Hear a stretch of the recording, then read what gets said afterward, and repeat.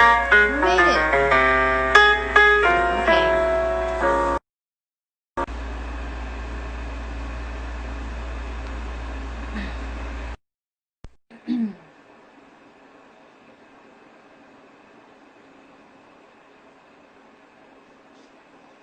Hi. Hi, Thank you for joining me this morning. How I'm are rising.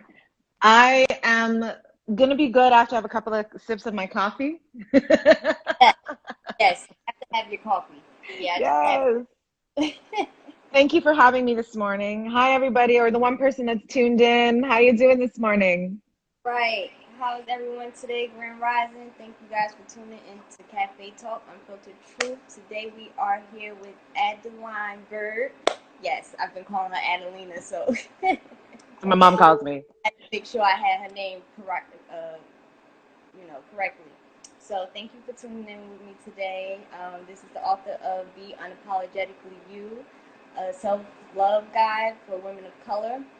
And she is here with us today to give us a little insight on the book and what made her write it. So thank you for tuning in again.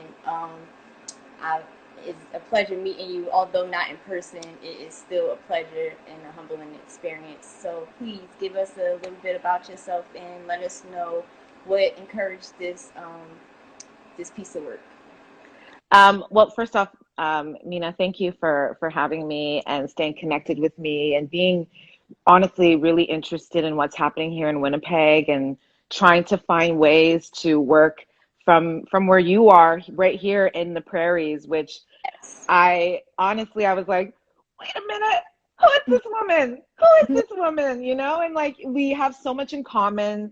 We're about community, we're about organizing, and it's really beautiful to be connected with you. You're such a beautiful soul. So I wanted to take the time to honor you as the person putting this together and all the work that you do in New York.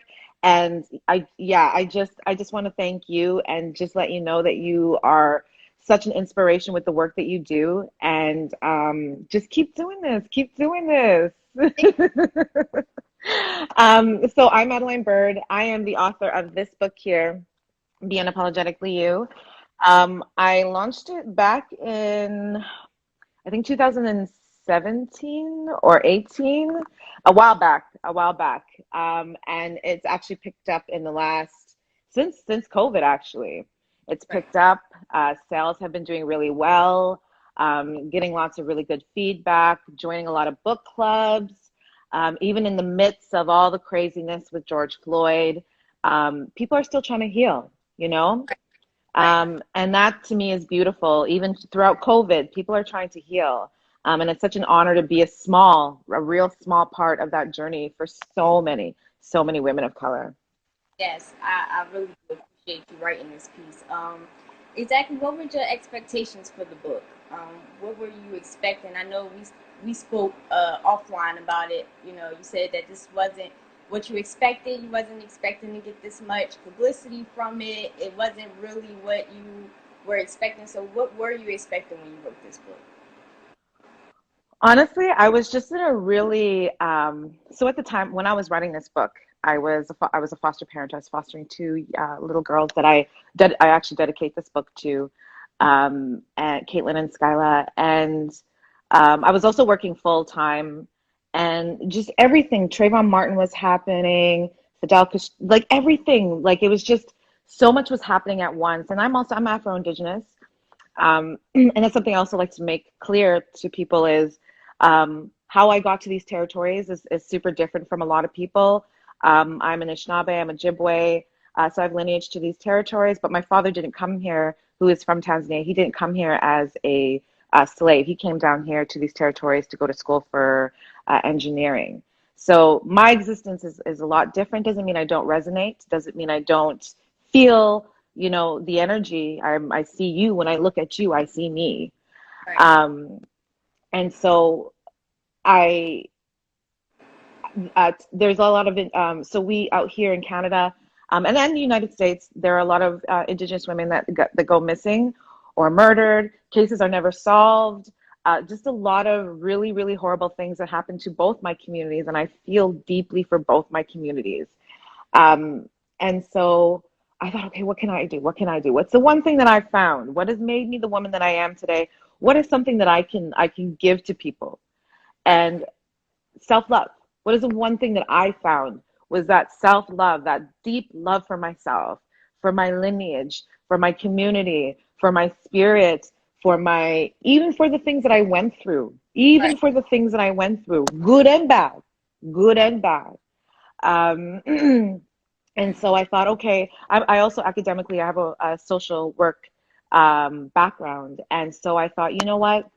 Um, I'm gonna try to use these skills that I have and try to give love and in a way that is and give back in a way that is bigger, because I couldn't be just in the office doing casework with people. That couldn't be the only thing that I'm doing here, you Right. know. I needed to give in a bigger way, and this was one of them. Way. Yes. So was it like a epiphany for you? Was it like, you know what? This is just something I need to get off my chest. Yeah, I'm harboring too much stuff. I just need to get it out there and express it. yeah, yeah, and And I know a lot of people when they see the title, they think it's going to be like this, like really dull book, but it's actually quite loving. It's actually Mhm. quite calming. It's actually, you know what I mean? And that's a form of being unapologetically yourself. It's just sometimes being strategic in and thoughtful about what it is you're doing. It's something I'm still learning, y'all. Like I'm not sure if I'm ever going to get it right, but And learning more about ourselves. And this book, I tell you, it is definitely something that you could pick up and read at any given time. It's not absolutely. you just read one time and forget about it. You can always come back to it. Stuff that you could work on is dope. So if you didn't already get you a copy, you need to get a copy now. Absolutely. Also, It's I just want to throw in there. It was interesting when I started writing this book because I live in Winnipeg, Manitoba, which is like really really white mhm, area, and I had a lot of people messaging me like, Adeline, you have white people that admire you. Why are you only writing this for women of color? You're selling yourself out short. You're selling yourself short. And I thought that's probably even more of a reason why I need to write this book. The fact right. that we can't have anything for us, and white folk always want to insert themselves in some way. I'm like, listen, do you Right. know how many books I've read by white people? Mm-hmm. A lot. Right. A A lot. lot. Right. So it's okay if I create one book made for the Right. women that I admire across these lands Right. and want to Absolutely. help. Yes. And I commend you for even titling it that. But just because it say women of color, everyone of any descent can read this book and feel the same energy that comes from it. Little do they know, this book has a lot of gems in it, like Hmm. self-love, self-care, just accepting yourself for who you are, and is really really dope. So even though it says for women of color, definitely because it talks to us and the experiences that we go through and Hmm. insecurities that we have. So yes, it don't even matter that it says women of color because it definitely transcends to anyone who can read it, and is a really dope book. Um, how did you feel going through the publishing process? Did you like second guess yourself during the process? Yeah, I actually, Delia Joseph, who's the one who forwarded the book, she was coaching me throughout the process. I dealt with so much. Um, what is that word for when you don't you think you're not the one supposed to be writing this or doing this? Um, there's a word for it. Self doubt. Not it's not self-doubt, but where you feel like, who do I think I am? Uh, Why, like, who do you think you are writing this book? Why do you think you're the one to write this book? You're like, and again, because of my identity, because of my lineage, I was like, Adeline, but you're half black. Like you still got this other side to you, you know? Like you're and I was like, no, no, no, no, no. Like you said, every woman will be able to identify with this book regardless of their background. Right. And I think that's one of the things we need to kind of work on is being able to read from different communities and connect and learn from those stories and those connections. Right.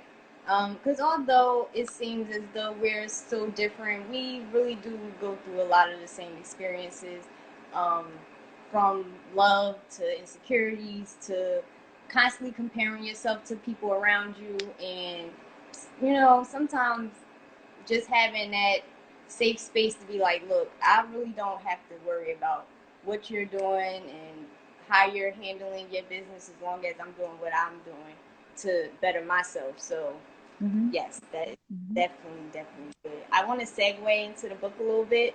Sure. In chapter 3, I'm not giving anything away, but the the title that you had, it was delusions of perfection. Yes. So tell me a little bit about your thought process on that particular chapter. um, there's this idea, we all go through it. We all go through it. Mothers, whatever, we all go through this um where we chase this idea of perfection. Like I got to be this perfect mom, I got to be this perfect wife, I got to be this perfect student, this perfect, whatever it may be. And it's something I fell for a really, really long time, especially when I was developing my podcast and my platform. So unexpected, the book, everything. And of course, the word's coming to me right now. It's called imposter syndrome. Mm, That's what it's called, imposter syndrome. When you don't feel like you're. So, hmm. anyways, that's how my brain works. Sorry. Right. So go back to the illusion of perfection. Um, for me personally, I was chasing this idea of perfection. And as somebody who grew up in the west end of Winnipeg, raised by an Anishinaabe woman, by a black man, by in circumstances that really weren't, quote unquote perfect. Right. Um, it it was such crap. It's such crap. And then I fought with myself, like, why am I doing this? Why am I doing this?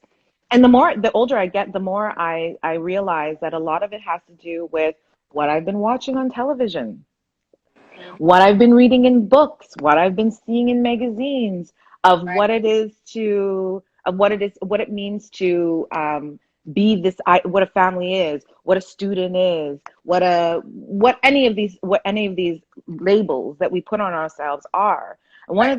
one of the questions I always like to ask people is, could you remember who you were before this world told you who you should be? Right. Mm, that's good. That is a really good something to think about because we don't really take time to think about that type of stuff. The things that happen around us really do shape and form who we become, and it's hard to let some of those habits go. So I appreciate you creating a workbook to help people work out those issues. Yes, and once you get the book, you'll understand exactly what I'm talking about. Mhm. Um, are there any other projects that you're working on at this time? Oh, girl, a ton. A ton. So okay, so how do I express this? So I'm also a broadcaster. I'm in film and media. But I'm right now beefing with a lot of our Canadian media platforms. And I don't mean beefing in that sense, but I was supposed to have a project come out, an animation story called Tougher Than Buffalo Hide. And it was essentially Tougher Than Buffalo Hide, how I learned to love my Afro-Indigenous hair.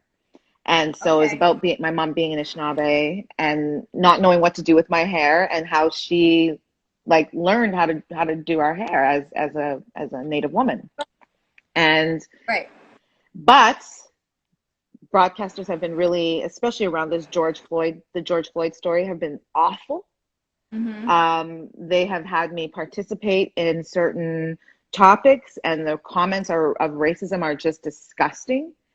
And Mm-hmm. so I'm waiting for broadcasters to become a more here in Canada, especially to become more accountable. And then I'll be releasing some stuff. But until Okay. then, I'm sort of boycotting. I'm doing my own sort of protest Right. within this own Yes, system. we need media Um, protest. We need yes, people to protest yeah, our media because absolutely, absolutely. there's Because nothing. they also play a role in us losing our lives. And that's a whole nother conversation, and that's a whole nother deeper thing. But I am working on a children's book. It was supposed to be a one-off off of this animation story that I'm doing with a broadcaster here in Canada. But if things don't go well, I'm going to just develop a whole different children's book. And I want to dedicate this particular book and write this book for Afro-Indigenous children who carry this similar lineage to me, Right. just to validate, because just with this whole our rally on June 5th, I had a lot of Black and Indigenous folk and young people come out of the woodworks and say, "Hey, I'm here. Yeah. And I'm like, okay, I need to make this book. Like this book has to get done." So that's the next project. I am also in film and media. I have a couple of projects on the go, but those will take a few to develop.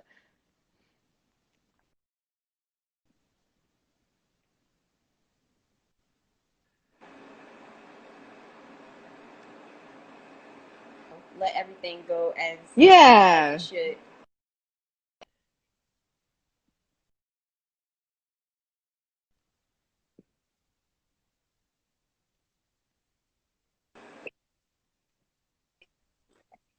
Um, so how did you go about organizing your book? Did you do an outline? Did you have, at certain times, or did you just write as things came to you? Well, I always write. Like I just have notebooks of things that I write down if I'm feeling inspired in a moment. I just write. So I had a bunch of notebooks already, in my around the house that already had things I've written down. So I just pulled them on my old notebooks and came together with my editor. Okay, yes. See, everybody, I told you, having a writer's notebook is definitely needed. When you have random ideas and thoughts, write that stuff down because you never know when you can use it again. So, this is a prime example, so I appreciate that. Would you ever write for anyone else, or that's not something? Yes, if they are the right person, if they're the right publication, absolutely. That's another thing I'm getting cheap on with myself is like who I'm giving my energy and my time to. Black and Indigenous publications, absolutely. I will bend over backwards for my communities. But white publications, we've got some conversations to have first. Right, right, right. Um, think that might be it. Do I have any other questions? Mm, one last question. What are some of your favorite titles? Like books Yes, that you've read personally. that I've read. Yeah, that you read personally. What are some of your favorite titles that you've read personally? I have so many. Top three. Make it easy for you. Top three. Okay. There is a book called The Reconciliation Manifesto by uh, Arthur Manuel. It's Okay. essentially about what's going on here in Canada. There's the conversation around reconciliation, and he unpacks that. He does such an amazing job at unpacking that and getting us to look, particularly Canadians. But my American brothers and sisters, I'm sure y'all would like Right, learn right. about Canada. Like Canada is on some nonsense. Um, so there's that book. That one's really good. Anything from Angela Davis. I love any. I know I'm talking about a lot of political books, but It's um, okay. I said your favorite, your top favorite is not what. everybody else likes. I'm asking Yes, your top favorite. So yes. you have listeners Um, able to pick it up, and that might become their top favorite. So yes, yes, yes. Anything by Angela Davis. I got to meet Angela a couple of years ago, and just like she changed my life in a matter of 10 minutes talking to her. She's just absolutely phenomenal and an excellent writer.